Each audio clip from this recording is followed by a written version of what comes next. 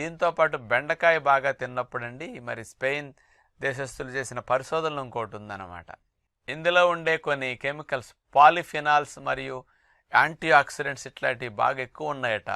వీటి వల్ల ఏమవుతుందంటే మెదడులో కణజాలం ఏవైతే ఉన్నాయో ఇవి ఆక్సిడైజేషన్ అంటే ఆక్సీకరణం చెంది దెబ్బతినకుండా మెదడు కణాలని రక్షించడానికి, అవి అనారోగ్యానికి గురవ్వకుండా కాస్త ఎక్కువ కాలం జీవించటానికి బెండకాయలో ఉండే ఈ కెమికల్స్ ఎక్కువ ఉండటం ఒక కారణం. దీని ద్వారా జ్ఞాపక శక్తి పెరగటానికి, ఆలోచన శక్తి బాగా పనిచేయటానికి ఇట్లాంటివి బాగా ఎక్కువగా బెండకాయ వల్ల లాభాలు స్పెషల్గా దీనికి మెదడుకు బాగా పనికొస్తున్నది.